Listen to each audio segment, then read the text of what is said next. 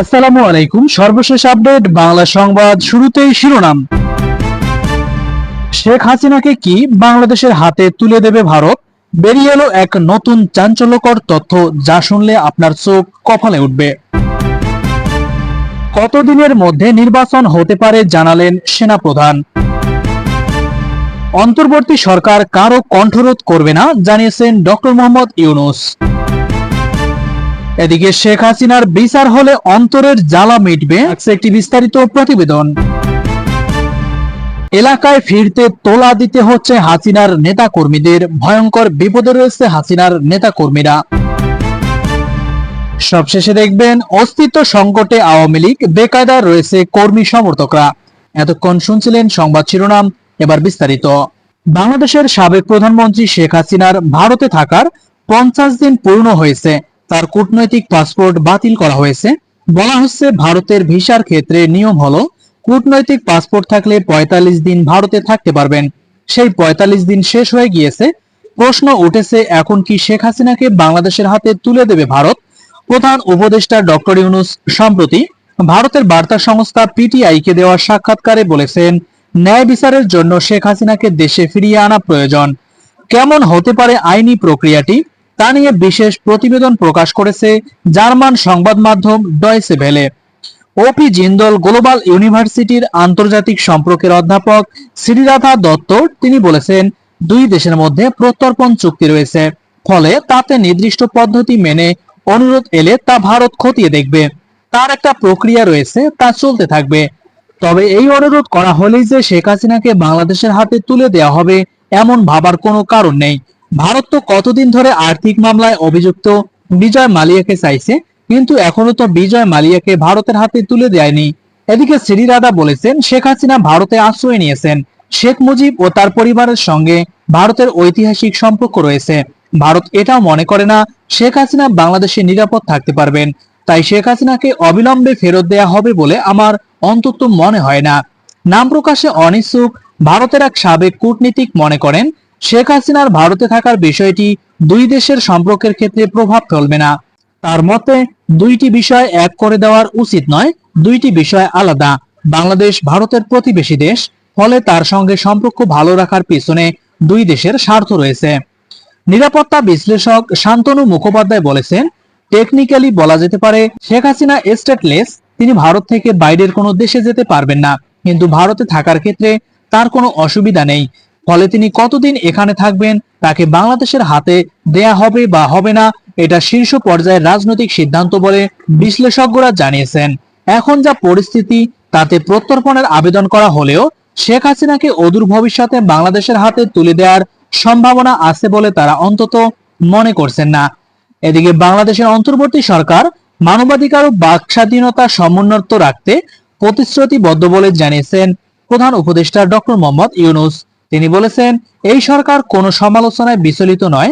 আসলে আমরা সমালোচনাকে আমন্ত্রণ জানাচ্ছি। সরকার দেশে কারো কণ্ঠরোধ করবে না। যুক্তরাষ্ট্রের স্থানীয় সময় বুধবার 25 সেপ্টেম্বর নিউ ইয়র্কের একটি হোটেলে শীর্ষস্থানীয় মানবাধিকার সংগঠনের বেশ কয়েকজন ঊর্ধ্বতন কর্মকর্তা দেখা করতে গেলে তিনি এমন মন্তব্য করেন। এদিকে শেখ হাসিনার বিচার হলে অন্তরের জ্বালা মিটবে। বিএনপি চেয়ারপারসনের উপদেষ্টা জয়নুল আবেদিন ফারুক বলেন, আওয়ামী লীগ যে পরিমাণ অপকর্ম করেছে, তাতে আগামী 100 বছর তাদের আর ক্ষমতায় আনবে না দেশের জনগণ।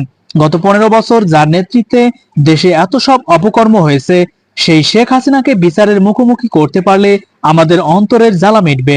এজন্য অন্তর্বর্তী সরকারকে ন্যায় বিচারের দুই একটি উৎকৃষ্ট উদাহরণ সৃষ্টি করতে হবে। গতকাল বাংলাদেশ প্রতিদিনের সঙ্গে সাক্ষাৎকারে তিনি এসব কথা বলেন।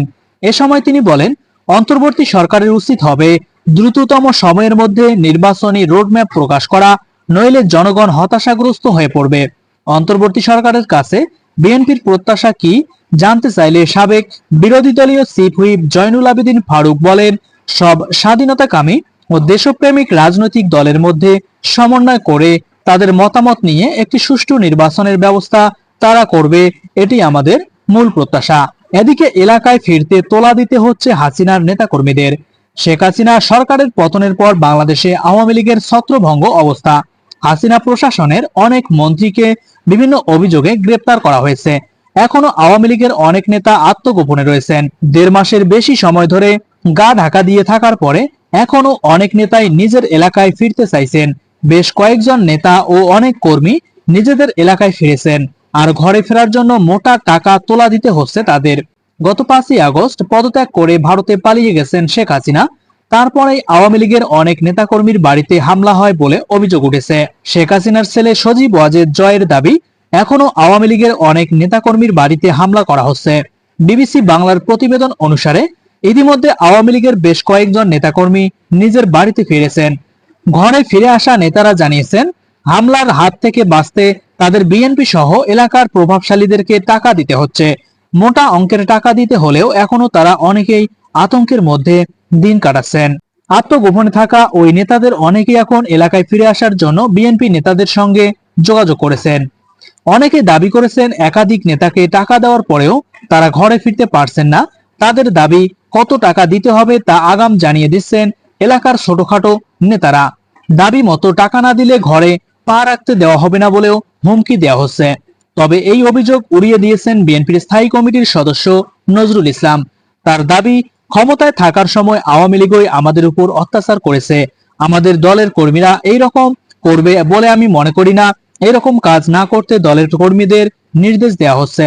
এদিকে সরকার পতনের পর থেকে আওয়ামী লীগের অনেক নেতা কর্মী নিজেদের রক্ষা করতে আত্মগোপনে চলে গেছেন। কেউ আছেন দেশে, কেউ বা দেশের বাইরে, অনেকে আবার গ্রেপ্তার হয়েছেন। এই অবস্থায় দলীয় কর্মী সমর্থক ও ছোট ছোট নেতারা পড়েছেন বেকায়দায়। হামলা মামলায় ভয়ে তারা বাড়িঘরে থাকতে পারছেন না। বাইরে থাকা অনেকে যোগাযোগ রাখতে পারছে না পরিবার পরিজনের সঙ্গে। এমন পরিস্থিতির জন্য দলের হাইকমান্ডকে দুষছেন তৃণমূল নেতাকর্মীরা।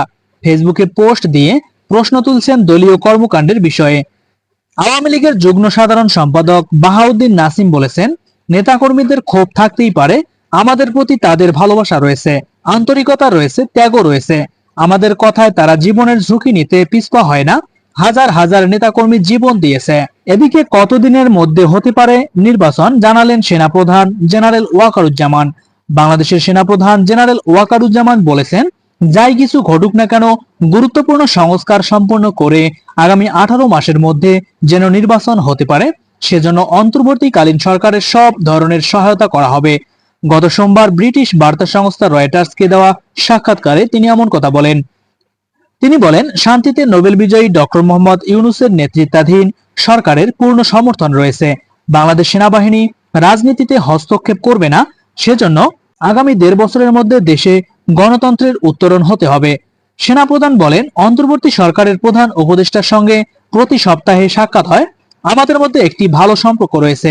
আমি নিশ্চিত, আমরা যদি একসঙ্গে কাজ করি তাহলে ব্যর্থ হওয়ার কোনো কারণ নেই। এদিকে ওয়াকারুজ্জামান জানিয়েছেন, সরকার পতনের পর সংস্কারের অংশ হিসেবে সেনা সদস্যদের বিরুদ্ধে থাকা অভিযোগও খতিয়ে দেখা হচ্ছে এবং কয়েকজনকে এরই মধ্যে শাস্তির আওতায় আনা হয়েছে। যদি কোনো দায়িত্বরত সদস্য দোষী সাব্যস্ত হয়, অবশ্যই আমি ব্যবস্থা নেব। সেনাপ্রধান বলেন, সামগ্রিকভাবে সামরিক বাহিনীকে কখনোই রাজনৈতিক উদ্দেশ্যে ব্যবহার করা উচিত নয়। একজন সৈনিককে রাজনীতি করা উচিত নয়।